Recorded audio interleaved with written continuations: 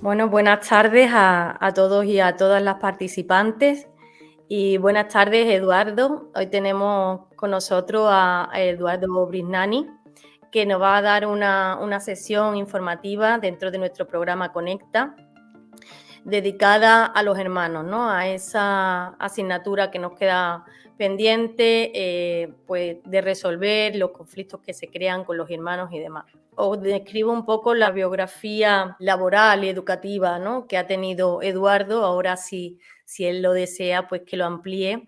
Eduardo es licenciado en psicología, eres profesor de psicología y de pedagogía, es psicoterapeuta ECOAS de orientación existencial humanista, es especializado en discapacidad, familia y enfermedades poco frecuentes, con más de 25 años de experiencia en el sector. Además, es psicólogo de la Asociación Cornelia España, de la Asociación Catalana de Síndrome de Rett, de la Asociación MPS Fabri España. Es asesor de la Federación Española de Síndrome X Frágil. Además, es coordinador del Grupo de Trabajo del Colegio Oficial de Psicología de Cataluña, Psicología más Discapacidad. Es formador de DINCAT Plena Inclusión Cataluña y es docente en el Máster de Psicopatología Infanto-Juvenil de la Universidad Autónoma de Barcelona. Buenas tardes, Eduardo. Encantada y encantado de tenerte aquí en esta tarde. Y bueno, es un placer y te cedemos la palabra. Muchas gracias, María. Un gusto. Buenas tardes. Un gusto estar aquí. Voy a compartir pantalla para que veamos un PowerPoint. Ahí estamos. Bueno, he dado en titular esta sesión que tenemos para compartir y reflexionar lo que nos queda pendiente de los hermanos, de las hermanas. Y estas reflexiones que vamos a hacer, he tomado, más que dar una charla así de desarrollo que en el cual yo hable siempre, he tomado algunas expresiones que más comúnmente uno escucha y sabe que los padres usan, aplican para con sus hijos que no tienen el trastorno, en este caso, el síndrome de alcohólico fetal. Aclaro que son expresiones que yo he escuchado muchísimas veces, dado que desde hace ya muchos años trabajo en talleres de hermanos y de hermanas que tienen hermanas con distinto tipo de discapacidad.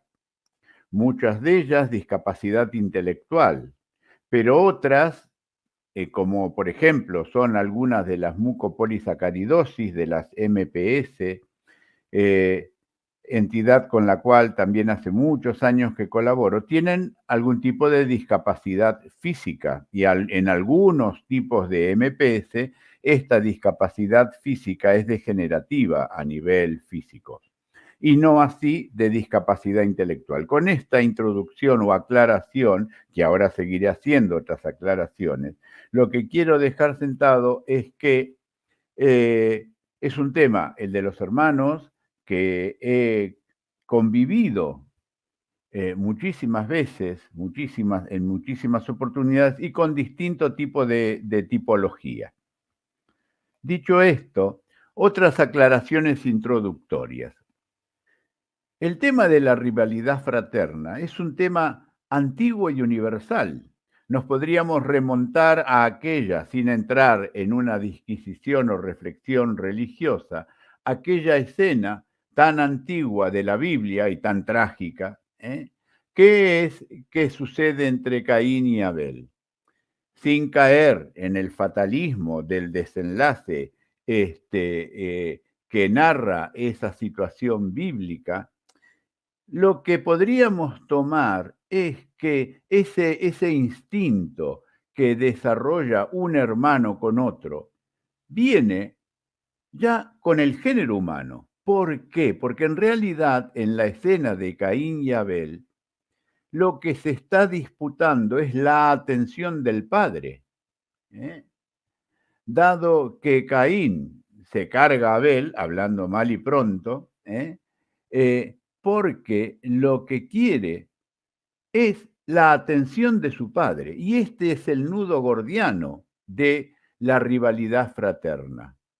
Normalmente, desde la psicología psicodinámica, el tema de los celos tiene que ver con eso. ¿Qué es lo que se cela del hermano o de la hermana? Es la atención de los padres. ¿Eh?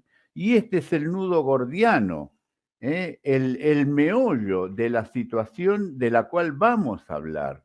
Porque claro, vosotros como padre, madre de un joven, una joven con el síndrome de alcohólico fetal, tenéis 24 horas, tenéis trabajo, tenéis que dormir, tenéis 2 ojos, 2 manos, 2 oídos, tenéis un gran corazón, pero ¿cuántas veces habréis sentido que no alcanza el día, que no alcanzan las energías para dedicar atención a toda la dinámica familiar tal como os gustaría hacerlo? Y este es el tema. ¿Eh? O sea, el primer apunte es un tema propio de los seres humanos, muy antiguo, muy general. ¿Eh? Por lo tanto, en la excepcionalidad de un síndrome tan específico como el alcohólico fetal, esta realidad también está presente. Y si bien reviste algunas características propias, tal como ahora lo vamos a ver, tenemos que aplicar la ley, por así decir, general respecto a lo que es la rivalidad fraterna dentro de este síndrome. Quiero decir que los celos no son distintos a otras situaciones, tan humanas como la que podremos haber vivido nosotros mismos con nuestros hermanos, porque a veces nos olvidamos que nosotros fuimos jóvenes, fuimos niños, fuimos jóvenes y también teníamos rivalidad fraterna o celos para con nuestros hermanos o hermanas. Algunas veces manifiestos, otros encubiertos, pero que también los hemos vivido. Y este es un recuerdo que quiero hacer. ¿Qué quiero decir con esto de considerar el contexto familiar? Que una adopción de una persona, tal como es el caso de vuestro, sucede en una prehistoria familiar. ¿Qué es la prehistoria o qué es lo que quiero tipificar con este concepto de prehistoria? Todo aquello que sucedió antes de el hecho o las circunstancias de las adopciones, ¿eh? De la adopción en particular. Y claro, y aquí cada uno de vosotros tenéis, valga la redundancia, una historia, porque las historias no son todas iguales, si bien la gran mayoría puede haber llegado a adoptar en el mismo o en muchos países muy similares, donde se ha dado en las madres de origen estas circunstancias que genera o causa el síndrome de alcohólico fetal, pero la prehistoria juega y a veces nos la olvidamos. ¿Con cuánta carga habéis llegado a esas circunstancias? ¿Con cuánta ansiedad? Saltando cuántos escollos burocráticos, administrativos, superación económica. ¿Eh? Todo esto crea también un telón de fondo sobre el cual vamos a hablar de este problema, de la rivalidad fraterna, los celos o las relaciones de un hermano con una hermana y un hermano o un hermano con un síndrome como el que nos ocupa. También consideramos mucho el diagnóstico. ¿Cuántas veces encontramos en familias que han vivido muchos años sin tener un diagnóstico? Porque claro, el síndrome de alcohólico fetal tiene una historia diagnóstica, una génesis diagnóstica relativamente hace poco, ¿no? Y entonces, ha habido tal vez situaciones que no se conocían. ¿Y por qué es así tu hermano? ¿Y por qué es así mi hermana? Porque no se sabía, no había un diagnóstico. Y el diagnóstico es un principio y un fin que genera un alivio, pero también abre una nueva situación de incertidumbres, de incógnitas, de preguntas, de ¿y ahora cómo hacemos? Y por eso vosotros estáis reunidos en esta asociación. ¿Mm? También otra variable que tenemos que considerar en este contexto familiar es la edad. Si es mayor, menor, si está antes o después, el orden de aparición. ¿Por qué? Porque en esto se juega muchísimo e intervienen muchísimo toda la conflictiva de lo que es la rivalidad fraterna o el tema de las relaciones fraternas. Vamos a hablar de emociones. Y una primera gran aclaración. Las emociones no son un juicio, ni tampoco suponen una acción. O, dicho de otra manera, sentir no es actuar.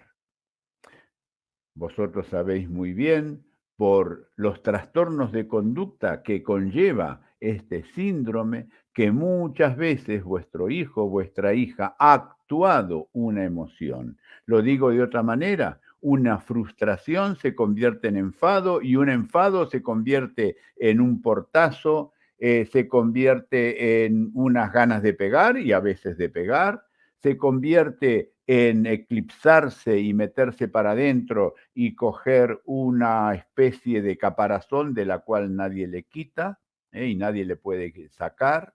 ¿Eh? Entonces, eso pasa, pero ¿por qué? Porque la gestión de las emociones, dado el trastorno que tienen, le es muy dificultoso para ellos y acaso para nosotros también. Porque el tema de la educación emocional es también un tema muy relativamente nuevo, muy nuevo. Y a nosotros como padres y madres, se nos ha educado en saber cosas, pero no en gestionar nuestras emociones. Todo lo contrario, a veces se nos ha llevado a ocultar y tapar las emociones.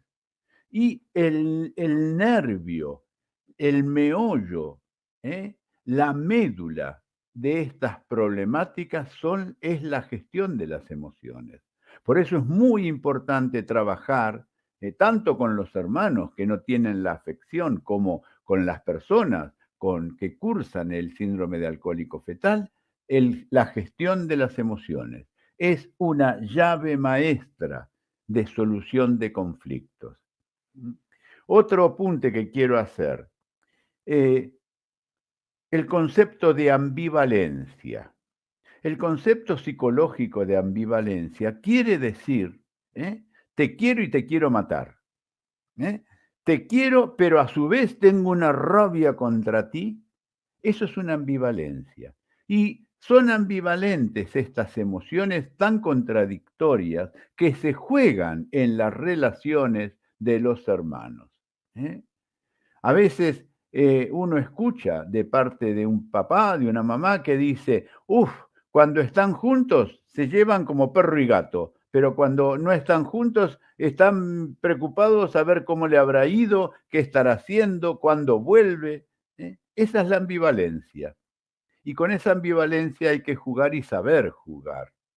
Luego el otro concepto que quería también dejar al introducir esta charla es no dramaticemos.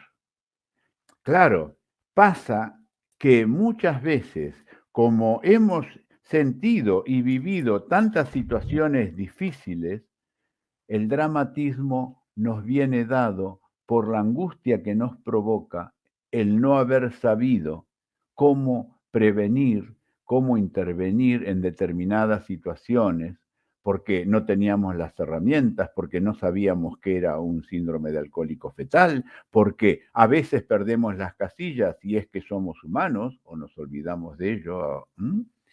Luego, otro apunte. Se trata de entender y que tu hijo, tu hija, que tiene un hermano con este síndrome, entienda, comprender, por lo tanto, no juzgar, no reprimir.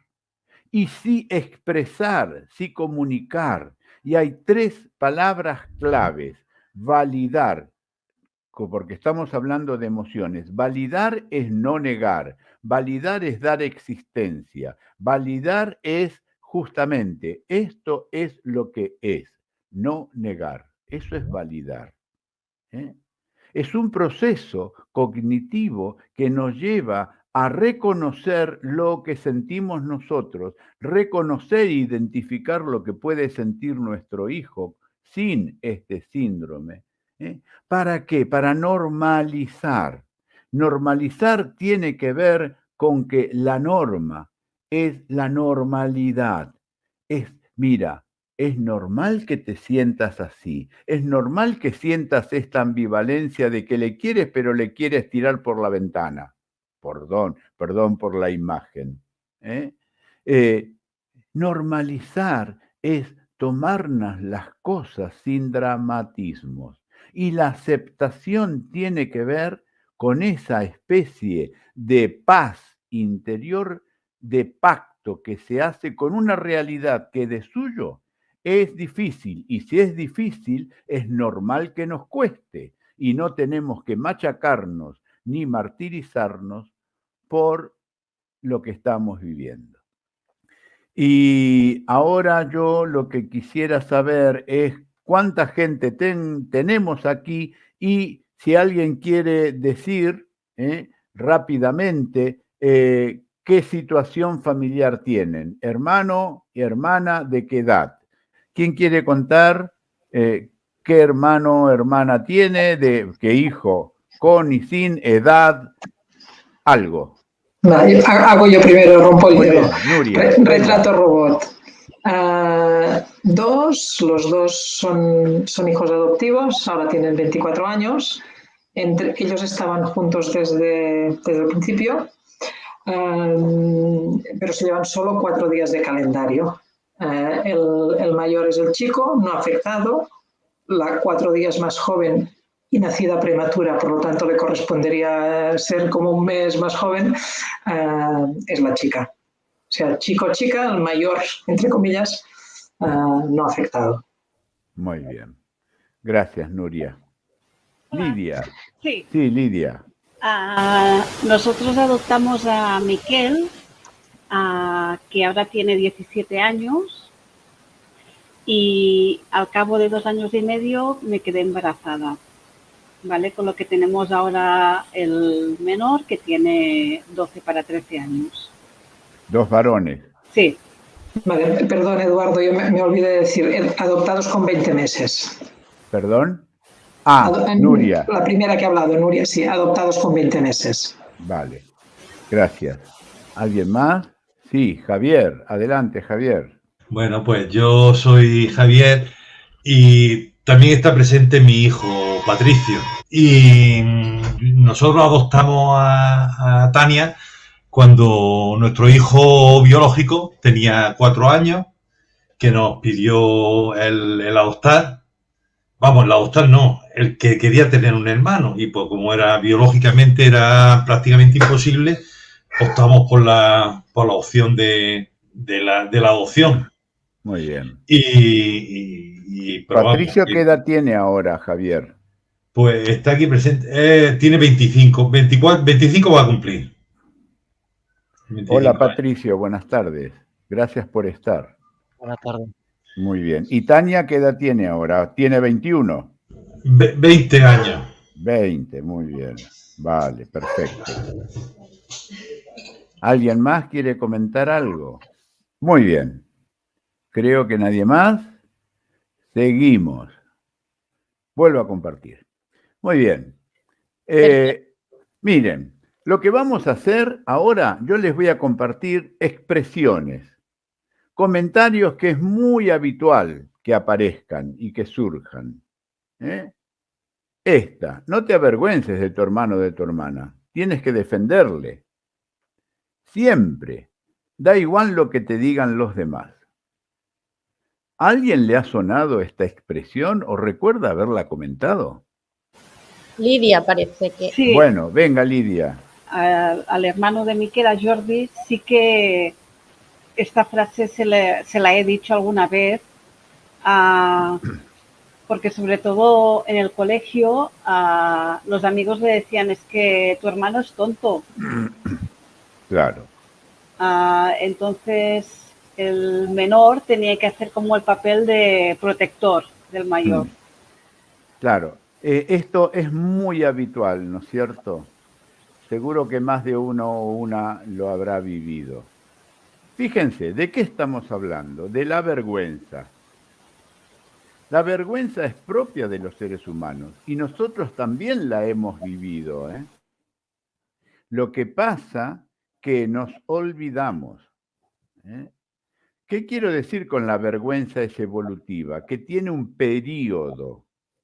Si nos acordamos en nuestra propia situación, por ahí nos avergonzaba, qué sé yo, de cómo se vestía nuestro padre cuando éramos adolescentes, porque iba fuera de onda, fuera de moda. La vergüenza tiene que ver con el mirarse desde los ojos de los demás. Justamente lo que tú cuentas, Lidia, de tu hijo, que le decían que era tonto y en este calificativo, en este bullying que le hacían, él se sentía menoscabado por las burlas. Y claro, fíjense que tener un hermano, perdón, entre comillas, al cual se le califica como tonto, es también que a uno lo vean como tonto, porque la familia, ante los ojos de los demás, es un bloque, es algo así como si, claro, si uno es tonto, el otro también. Perdón por esto. Entonces, la vergüenza tiene que ver, y más aún se da en la época de la adolescencia. ¿Por qué? Porque en la época de la adolescencia es cuando un adolescente tiene que salir y ser reconocido en la sociedad. Se habla de que en la adolescencia es la búsqueda de la identidad y la personalidad de cada cual. Y entonces aparecer visto con ese mote, con esa mancha, con ese estigma, es vivir una situación de mucha vergüenza. Pero la vergüenza es un proceso natural y evolutivo. Se deja de tener vergüenza. La vergüenza, diríamos, es como un resfriado. Uno no vive resfriado. O sea, ¿y qué pasa con la vergüenza? ¿Cómo se soluciona la vergüenza? Aquí también tenemos la ambivalencia.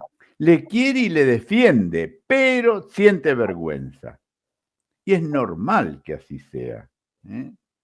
Entonces, lo primero que ante la vergüenza comprender, entender, sentir vergüenza no implica no querer al hermano, sino sentir vergüenza es de mirarse desde los ojos de los demás.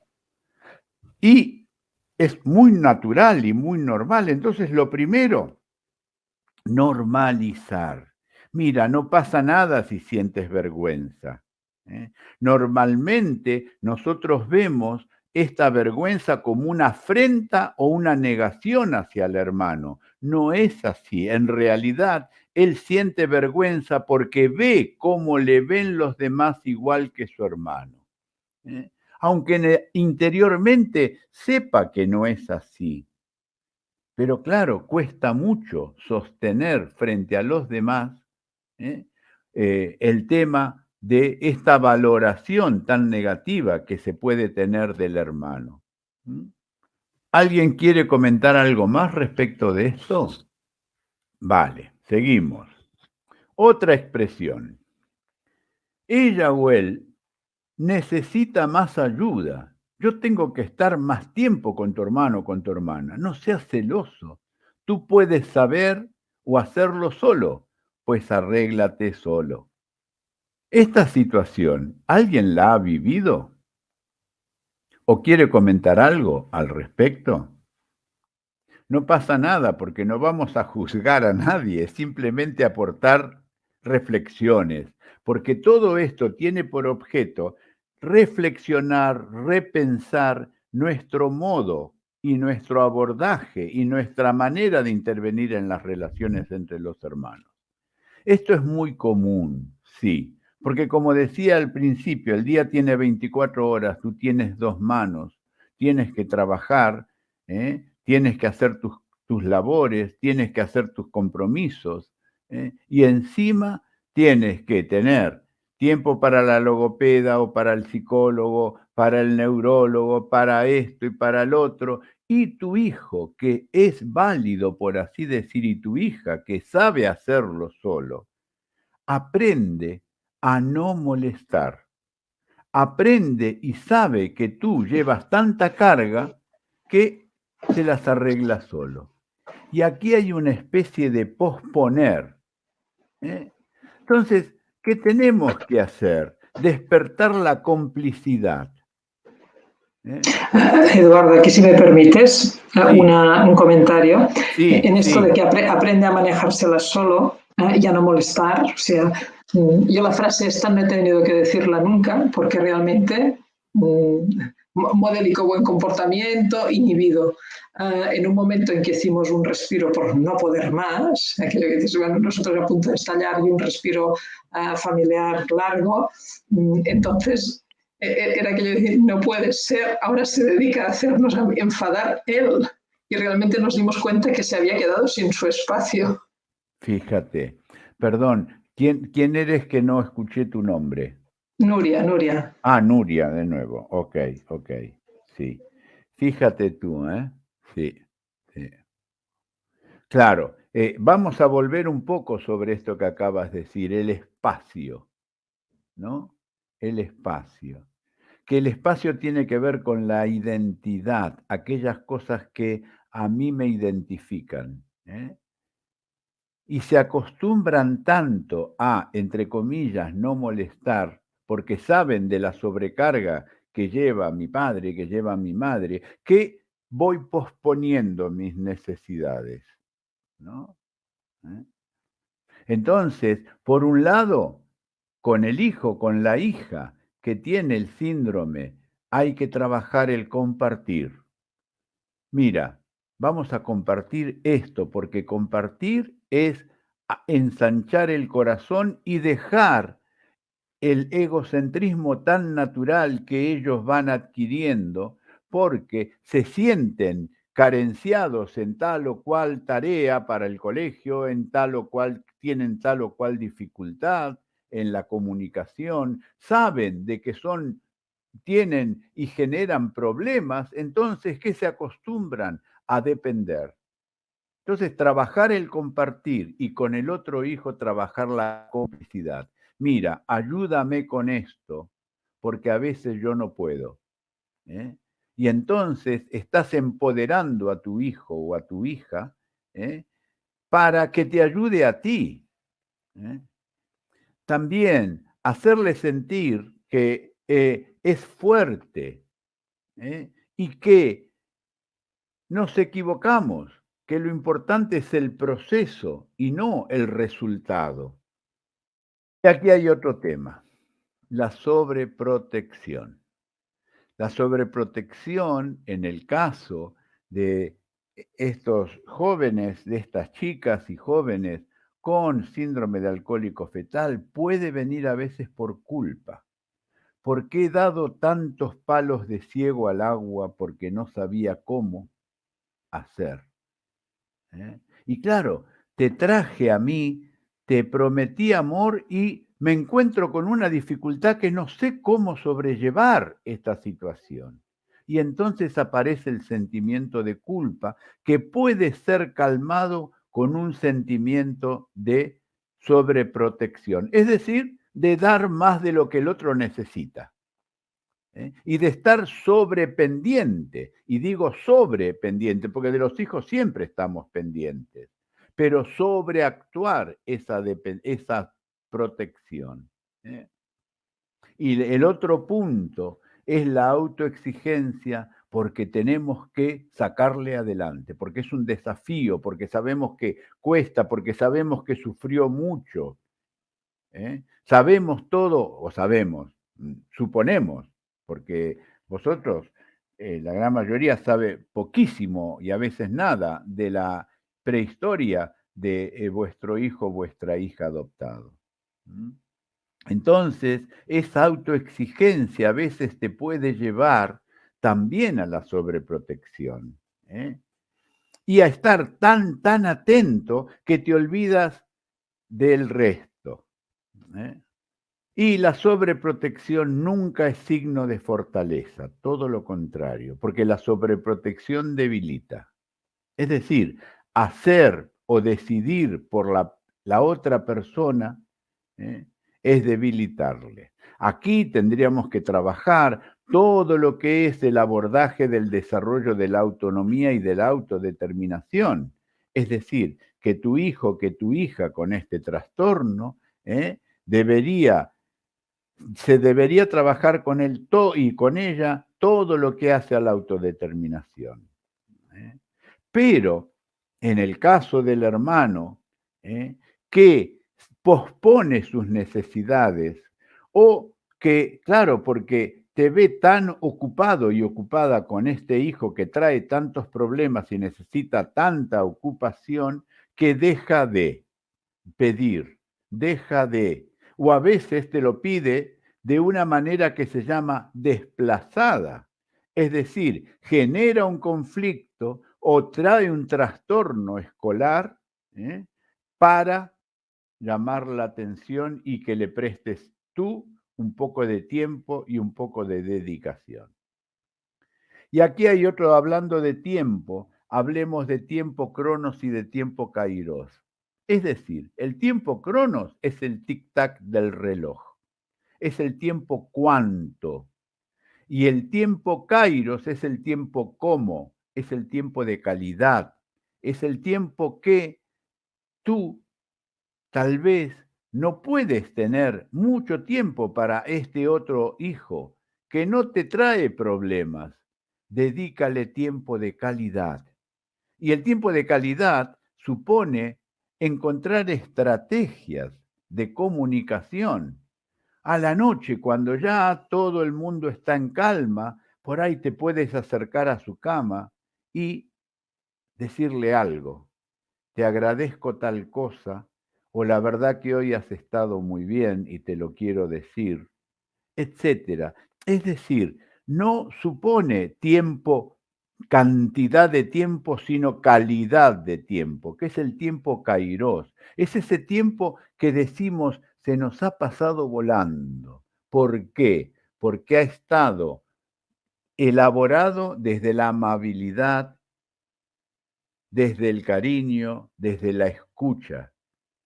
Y no tanto que es un tiempo largo, porque el otro hijo con problemas tal vez es el que más tiempo largo, que es cantidad, te supone. Y el tiempo kairos, el tiempo que supone calidad, es el que tenemos que trabajar.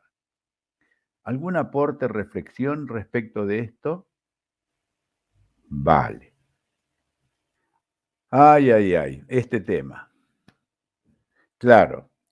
Como muchas veces el hermano o la hermana con este trastorno tiene problemas de adaptación, tiene dificultades en lo que hace a sus relaciones sociales porque no decodifica y no sabe ubicarse a veces en un grupo, entonces se usa, entre comillas, a los amigos del hermano como una manera de socializarle.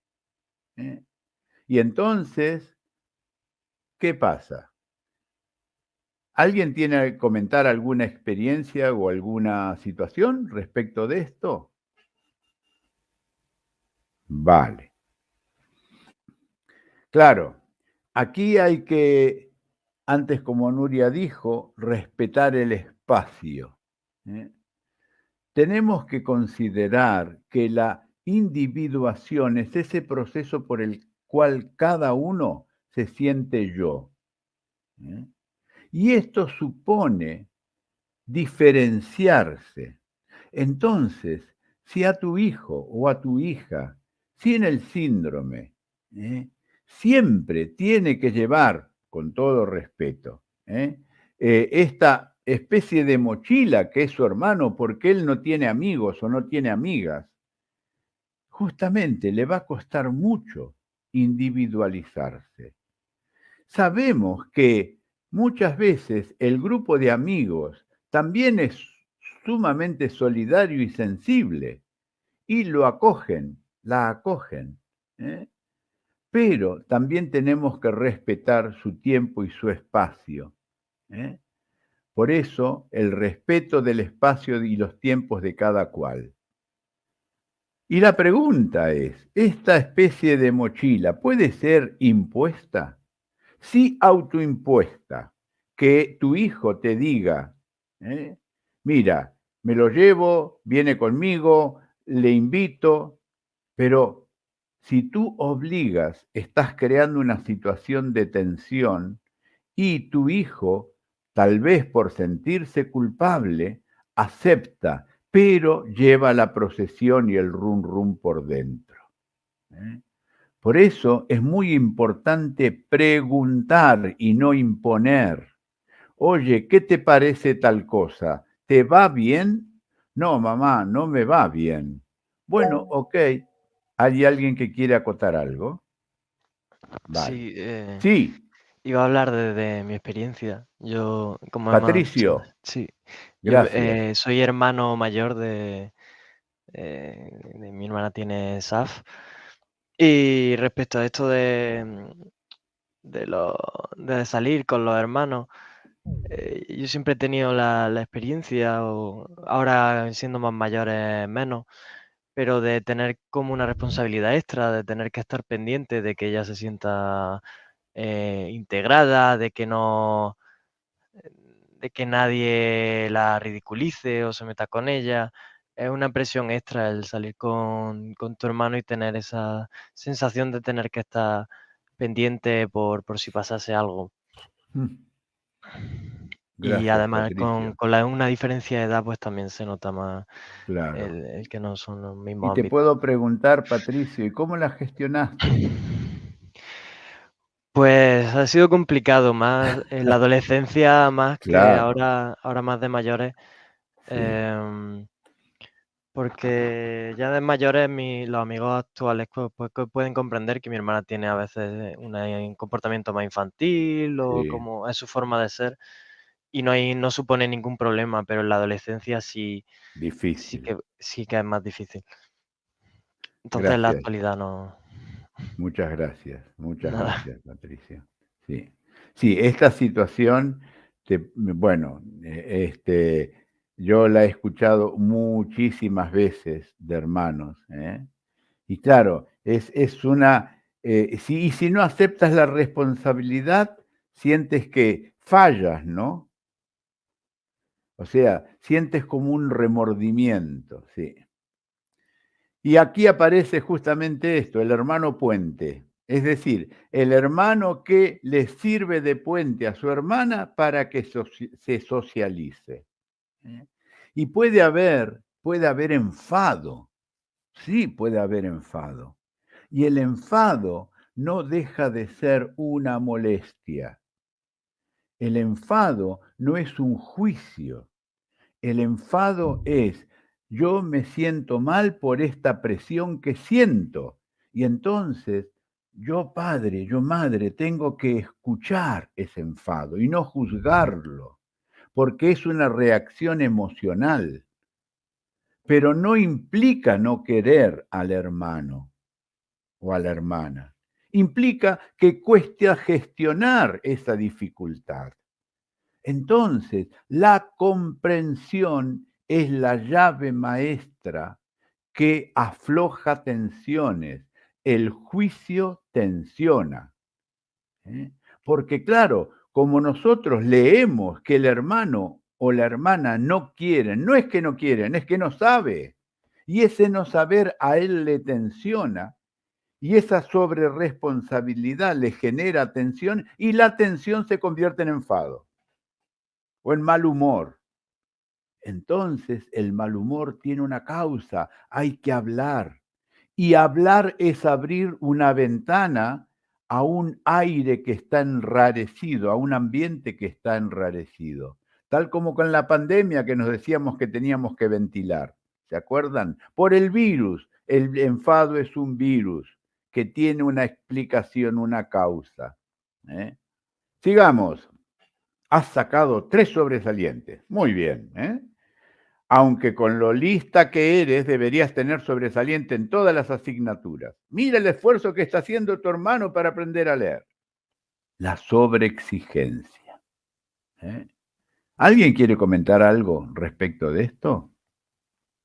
Soy Nuria. Nuria, Otra vez. venga. Muy bien, Nuria. No, a ver, no en temas académicos, sí en temas de normas de comportamiento. O sea, ha habido momentos en que empezamos a diferenciar qué comportamiento le estábamos exigiendo a uno y qué comportamiento le estábamos exigiendo al otro. Y entonces ahí sí que cuando se quejaba de injusticia de trato, en que no estábamos, sí que escenificamos, vale, ella no puede, tú sí que puedes. Tenemos que exigirte lo que puedes dar, porque eso te fortalece. De alguna forma, alguna vez había utilizado una expresión un poco así bestia, pero no podemos dejarte como un salvaje. O sea, tú sí que puedes tener un comportamiento adecuado socialmente. Ella hay veces que no, bueno, pues no se lo podemos exigir porque no puede darlo. O sea, la herramienta aquí es explicar. Explicar eso que aparece como una especie de injusticia, ¿no? Lo Sí, que él lo tú vivía decías. como una injusticia. Aquí hablamos de edad medianito, no sé, 10 años o así, pero Sí. lo vivía como una injusticia porque empezamos ya a hacer diferencia de trato y diferencia de exigencia. Claro, claro. Y claro, siempre hay una comparación y ellos la hacen la comparación. Pero aquí hay un mensaje. Yo no te comparo con tú eres único, tú eres única. Y tú, como decías, la diferencia entre el tipo de comportamiento que decías y aportabas, gracias Nuria, tú eres comparable solo a ti mismo o a ti misma. Y como tú tienes esta habilidad, esta potencia, esta potencialidad, yo no te voy a dejar que la desperdicies, te quiero ayudar a que te desarrolles.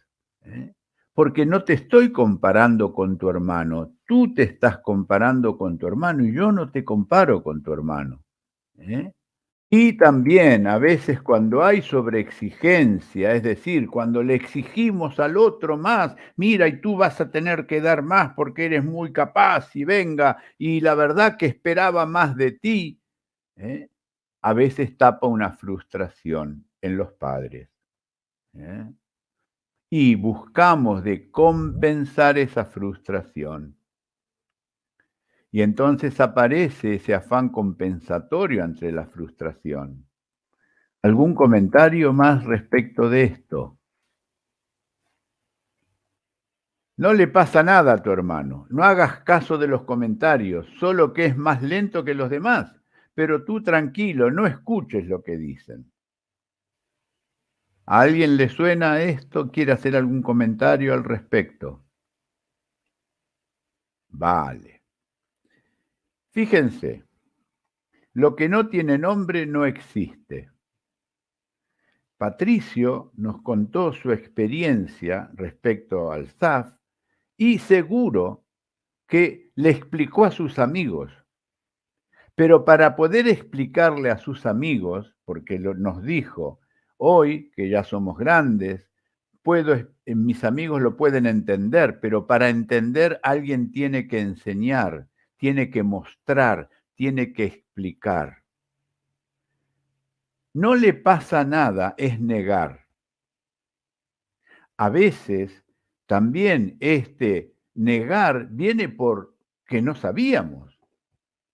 Y cuando no sabíamos no podíamos explicar. Pero una vez que sabemos tenemos que explicar. Informar es empoderar, es generar entendimiento y dar herramientas para poder defenderse. Patricio, también, te vuelvo a citar, gracias por tu aporte, hablaste de una responsabilidad extra, de una presión. Si tú entiendes, puedes entender y sostener esa presión. Si no entiendes qué pasa aquí, por qué mi hermano es así o mi hermana es asá, no puedo sostenerlo. En este sentido, la información es vital. Y darle información al hermano o a la hermana que no tiene el síndrome es habilitarlo, es tenerlo en cuenta, porque no darle información es negarle, es como separarlo, tenerlo dentro de una cajita.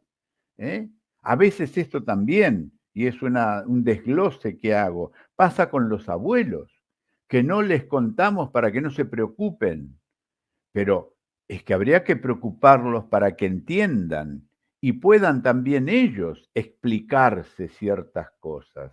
Es otro tema, el tema de los abuelos. Y no sirve el aquí no pasa nada o el ser fuerte, porque normalizar es la norma. Sí, recuerden estas palabras: validar, normalizar, aceptar. Solamente se puede aceptar lo que se vive como normal en estas circunstancias y lo que se reconoce que eso es validar. A tu hermano no puede exigirle que tenga su cuarto ordenado. Sabes cómo se pone, pero tú tienes que ser responsable y obedecerme. Aquí viene un poco esta expresión, es prima hermana de aquella que comentó Nuria. Porque hay una dificultad en poner los límites a un chico o una chica con SAF. Sí, es difícil. Y a veces, justamente, los trastornos de conductas los retroalimentamos porque lo único que ponemos son prohibiciones o noes, en vez de trabajar las conductas aceptadas de una manera más positiva o adecuadas de una manera más positiva. Y el tema de los límites es una dificultad seria y aquí también hay que explicar. Mira, tu hermano tiene esta dificultad con los límites, con esto, con el orden, con lo que fuere. Y entonces yo por eso me pongo un poco más floja con él y contigo te estoy pautando para que tú adquieras algo que tú puedes adquirir. Ya sé que te da más trabajo, como a mí también me da más trabajo. Claro, los hermanos tienen de que el hermano o la hermana con SAF ocupa una situación de poder porque él está eximido y esto genera justamente ese sentimiento de injusticia del que hablábamos antes. Y ese sentimiento de injusticia a veces te lo tiran por la cara a ti, porque tú eres el juez o la jueza que administra mal justicia o que tiene más que una venda en los ojos, tiene un ojo destapado para el hijo que tiene SAF y para él no. Y están las diferencias que duelen y ellos son muy justicieros. Por eso explicar las propias limitaciones y dificultades. No preguntes tanto qué le sucede a tu hermana. Él es como es y tienes que aceptarla. La inseguridad o incertidumbre por la falta de información genera malestar. Y el malestar hay que sacarlo de alguna manera. A veces el preguntar está motivado por el comprender y no por el rechazo, porque a veces lo sentimos como una amenaza la pregunta. Y no, es una necesidad de comprender para aceptar. Toma siempre seriamente las emociones de tu hijo, de tu hija que no tiene el SAF. No juzgues lo que sienten y no menoscabemos sus sentimientos. Bueno, hombre, ya se te va a pasar, esto es normal, así, tranquilo, tú no te preocupes. No, tómalo en cuenta, porque eso justamente hace que se sienta desvalorizado. Y hay un tema fundamental, que es el tema del futuro, que también hay que hablarlo.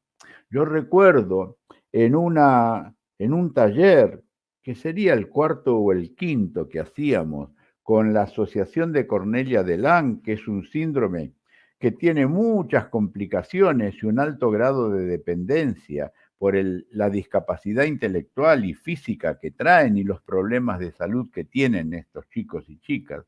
Y una hermana con mucha angustia, una chica que es un encanto porque, bueno, ahora creo que llevamos por el taller número 12 o 13, debemos andar, pero esto sería el tercer o cuarto taller que hacíamos. Y llorando, con una angustia terrible, dijo, es que yo tengo mucho miedo porque no sé qué voy a hacer cuando sea mayor y mis padres falten. Y no sé qué voy a hacer con mi hermana. Y ella pudo expresar esta angustia. Y incorporamos el tema de cómo gestionar el miedo al futuro, porque este es un tema que seguro que tú te lo habrás planteado muchas veces. ¿Qué va a pasar cuando yo no esté? Nunca podemos darle una hipoteca emocional o material, formal, a un hijo sin el síndrome. Aquí también hay que preguntar. Es otro tema importante el tema del futuro, pero es un tema que hay que tocar, que hay que hablar, que no supone de suyo una carga. Hoy hay muchísimas respuestas al respecto. Hay situaciones tutelares que hoy tienen otro formato, bueno, desde el punto de vista de que se reformó la ley el año pasado, al respecto. Hay también lo que son las entidades que tienen pisos compartidos y protegidos, etcétera. Hay muchísimas situaciones. Están las residencias, que no son cárceles, no son lugares en donde a la gente se la deja abandonada, etcétera.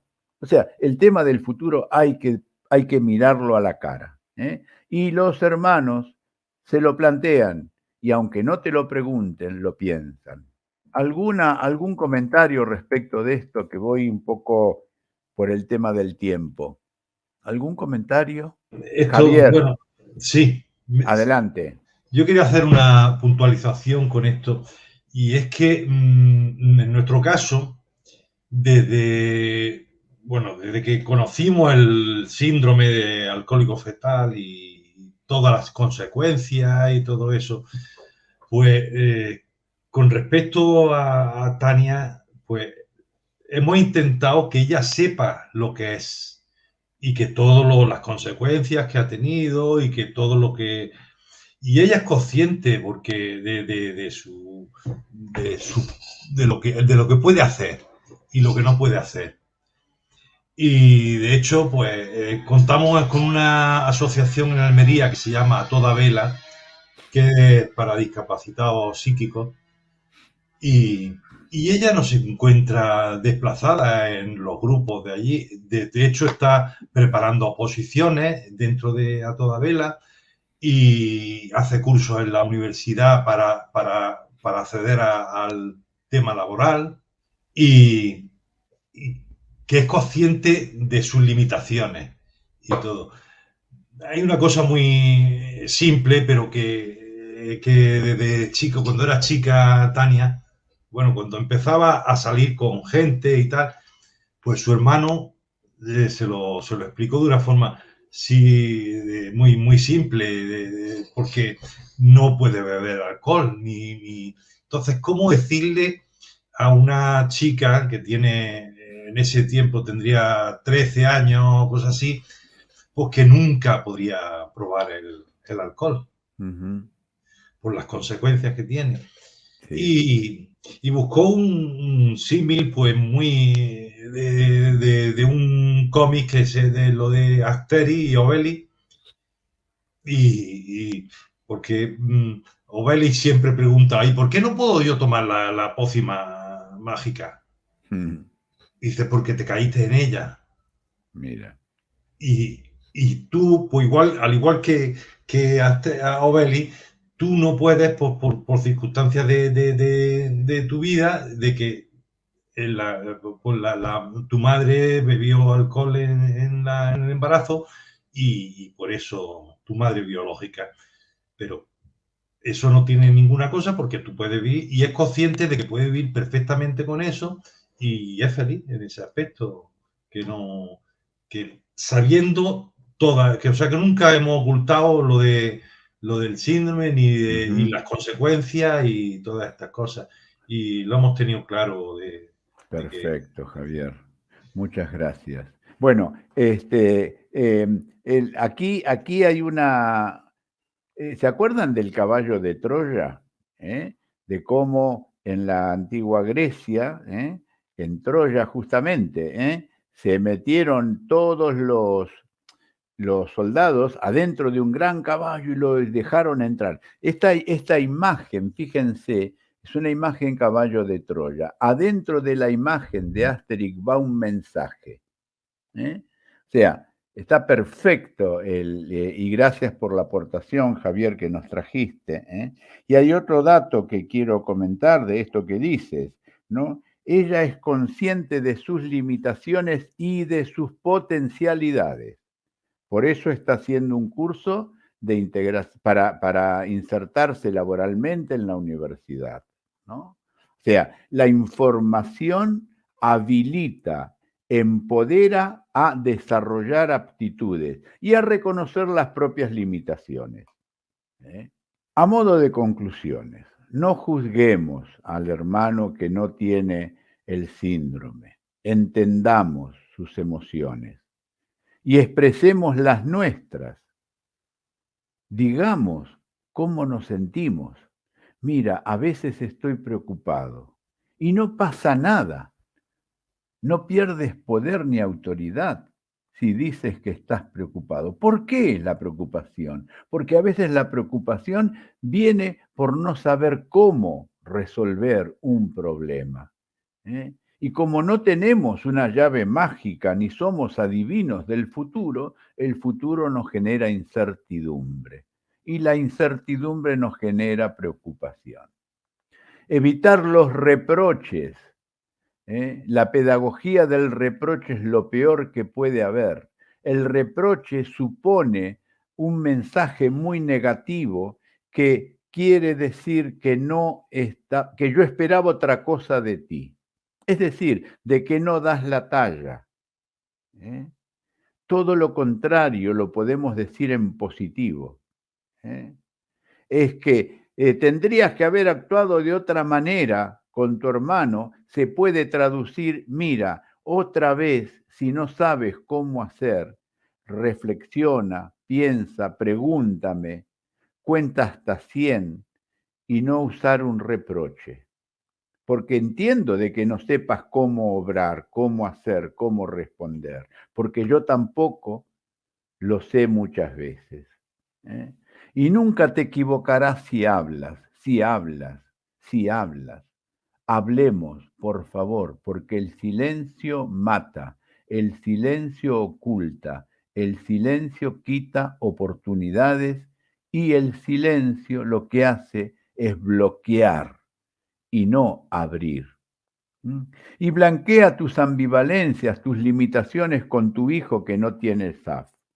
¿Esto qué quiere decir? Que algún día, sin que esto signifique vamos a hablar de hombre a hombre o de madre a hijo, sin dar una conferencia, pero que tú puedas decirle, mira, sé que tú necesitabas y esperabas más de mí, pero no pude darte más, porque no supe hacerlo, o porque estaba tan preocupada por esta situación, o porque el síndrome de tu hermano me bloqueó tanto que no sabía cómo actuar. Lo lamento. Es decir, blanquear tu ambivalencia, tu impotencia, a tu hijo le libera y hace que te entienda. Pero para esto tienes que tú hablar y blanquear tu emoción ante él o ante ella. Y dedica tiempo kairos, que es el tiempo que tiene que ver con la calidad. Y ponte en sus zapatos. Porque a veces, como padres, esperamos que el hijo, que es válido, se ocupe y desarrolle y comprenda y haga, y no nos ponemos en sus zapatos. Esta expresión viene de un psicólogo que es Carl Rogers, que fue justamente el que dijo, y de ahí viene el concepto de empatía, calzar los zapatos del otro para caminar.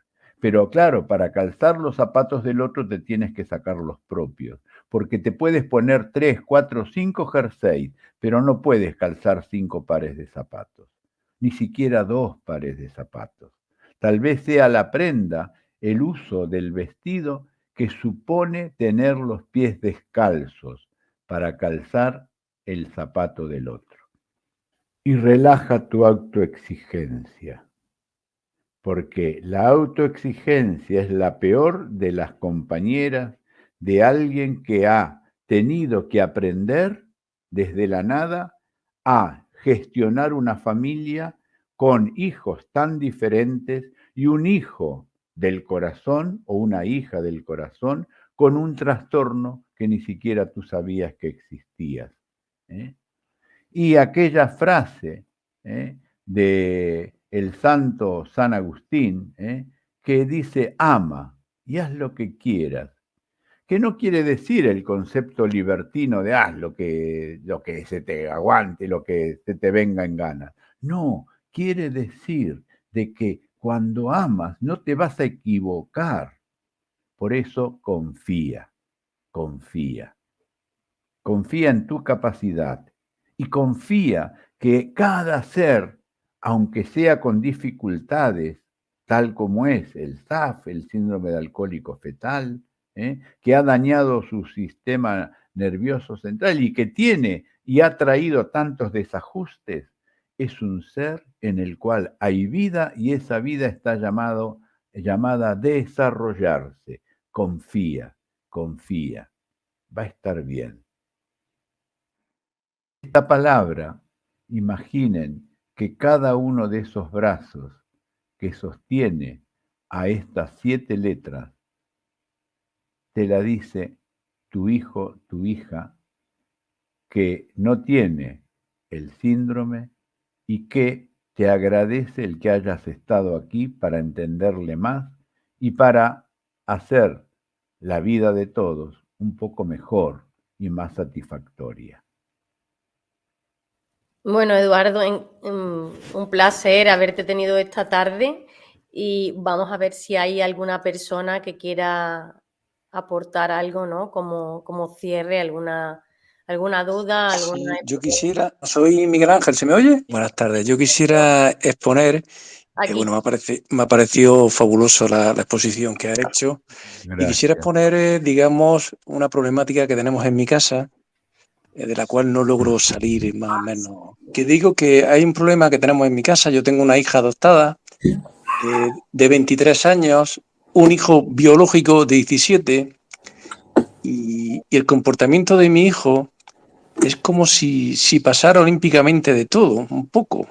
Sé que lo ha pasado muy mal y yo creo que es una forma de aislarse un poco de lo que se ha vivido en mi casa durante muchísimos años hasta que nos enteramos que mi hija tenía SAF. Han sido situaciones muy complejas, muy duras. Él lo ha vivido desde pequeño todo en silencio y ahora está como, no lo sé, como aislado en su habitación, que no quiere... Bueno, con la hermana pasa olímpicamente, la hermana se ha portado no correctamente con él, por decirlo de alguna manera. Son 6 años de diferencia y bueno, la verdad es que no sabemos cómo salir de la situación del tema del comportamiento que está teniendo mi hijo, que quizá no le hemos prestado la atención que requería al estar pendiente tanto de mi hija, de médicos, de viajes, de historias y de muchas cosas. Y no sabemos cómo enfocarle el tema ahora, sé que está atravesando una edad difícil. Ya, Miguel. Sí. Qué difícil lo que planteas. Me imagino cómo os debéis sentir. Sí. Me imagino. Primero, si me quieres responder para entender un poco más, ¿quién de vosotros dos, tú o tu mujer, tiene más llegada con... ¿Cómo se llama tu hijo? Miguel. Miguel, igual que el padre, vale. ¿Quién tiene más llegada de los dos? Mi mujer. Tu mujer, vale. Yo es que estoy plenamente dedicado a mi hija. Estás plenamente dedicado a tu hija. Sí, he estado. Has estado, claro. He estado. Pero me he dado cuenta muy tarde, y además obsesivamente, compulsivamente, pues la he llevado a todos los sitios. He recorrido toda España, vamos, de punta a cabo, de todos los médicos, yo siempre he ido con ella. Ya. Sabía que tenía algo, pero no sabía lo que era. Pero bueno. Ya. Tú te has abierto aquí en público y yo me animo a comentarte esto. ¿Sientes culpa por haber estado tan abocado con tu hija y abandonar a Miguel? Claro. Hombre, claro. Bueno, siento... primero y fundamental, Miguel, has hecho lo que podías. Cuando hay culpa, hay que entender el tiempo y las circunstancias en las cuales ocurrió lo que ocurrió. ¿Por qué dabas vuelta por toda España? Porque querías sacar adelante a esta hija y no sabías cómo. Entonces, no te juzgues, lo primero, porque la culpa hoy a ti es un lastre que te inhabilita, que te imposibilita acercarte a Miguel. Entonces, ten la tranquilidad y el primero que se tiene que comprender a sí mismo eres tú, Miguel. Luego, habría que justamente buscar poco a poco momentos de compartir más en exclusividad con Miguel, de tener alguna circunstancia de exclusividad para con él en donde no esté la hermana. Y justamente todas estas cosas que veníamos hablando, poder explicarlas, que él descargue, porque la cerrazón que ha optado, el caparazón que se ha formado, es una autodefensa, porque debe tener mucho enfado y no lo puede soltar. Entonces, por eso considera que tu hijo ha reaccionado porque digamos así, yo no sé si tiene la tendencia, la expresión del enfado, pero habría... No, sí, es un encanto, pero bueno, está, yo qué sé, es que, pero está como, sí, quizá un poco molesto. Claro, con todo lo que ha pasado todos estos años. Mira que me ha pedido un montón de veces jugar y tal, pero bueno, son cosas que han pasado y que volver a vista atrás, es verdad que hace falta estar en ese instante, qué pasó, o cómo estaba la situación en ese instante. Sí, pero bueno. Bueno, ya lo vivido ya está. Sí, ya está, no hay que volver la vista atrás. Es como reportar a un hijo biológico de tuyo, estamos intentando acercarme a él, pero claro, no es nada fácil. No es fácil, entonces usa algún recurso, escríbele una carta, dile tu sentir, sin juzgarlo a él y sin juzgarte a ti, sé descriptivo. Yo hice lo que podía hacer porque creí que y quería tal cosa.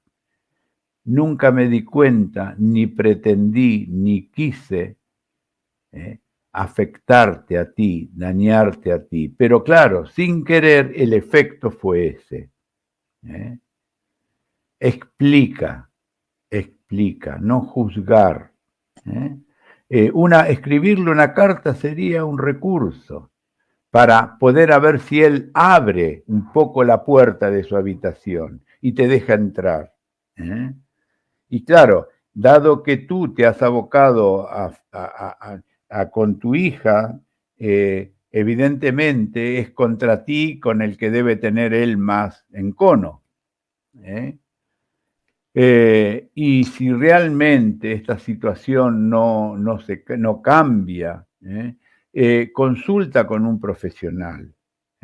Tu hijo no está, entre comillas, ni él no considere que está loco, porque a veces creemos que ir al psicólogo es... No, los psicólogos somos como en el taller mecánico, un coche puede tener un desperfecto y no sabemos, tal vez habría que modificar algo, cargar no sé qué, perdón por esto de taller mecánico, pero somos herramientas. Entonces, tal vez, con todo respeto te lo digo, si realmente no modifica la situación, tal vez sea bueno encontrar a un profesional que te pueda dar, y a él sobre todo, porque él debe sufrir mucho.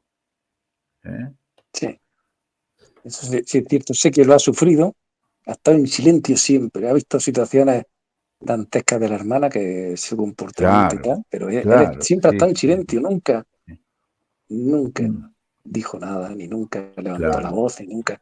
Ya aprendió a soportar sí, vejaciones y de todo. En fin. claro. Ahí Patricio puso algo en el chat, léelo, y Nuria quiere hablar. Sí.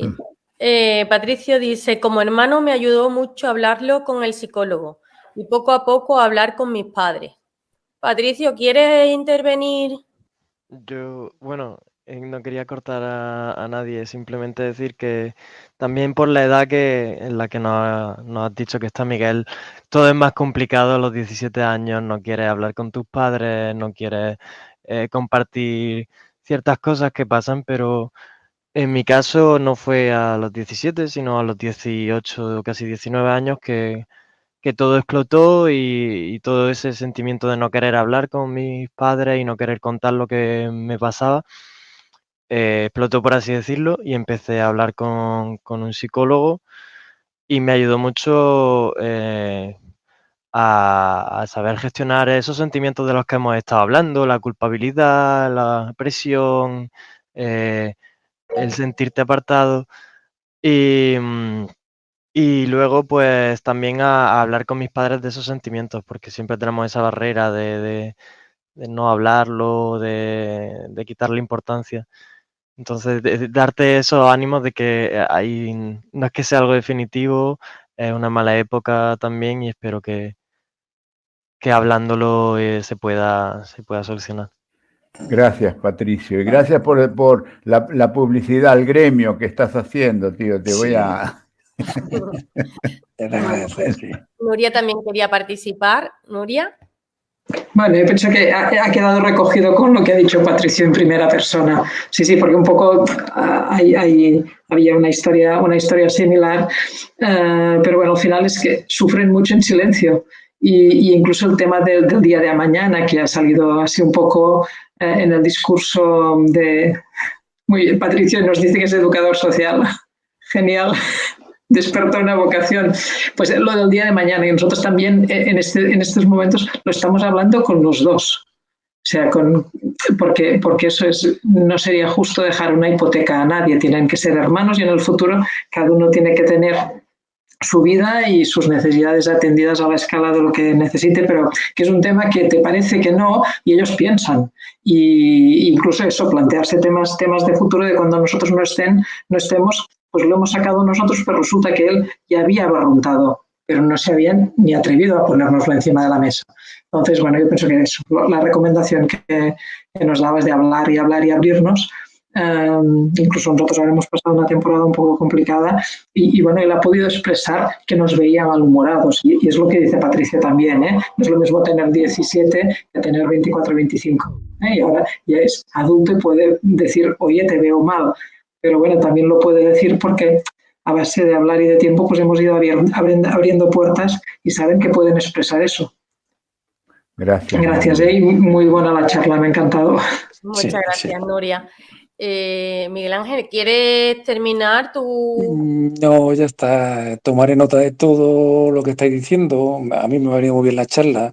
Tenía mucho interés en esta charla porque me sentía en fin, muy afectado de todo el tema este. No afectado, sino intentando, porque ya lo pasado está, y habría que volver a ver qué pasaba si, en fin, todo tiene su momento. Y entonces yo lo que busco es el futuro, intentar arreglarlo con mi hijo para en fin, intentar llegarle a él y ver cómo hacerlo.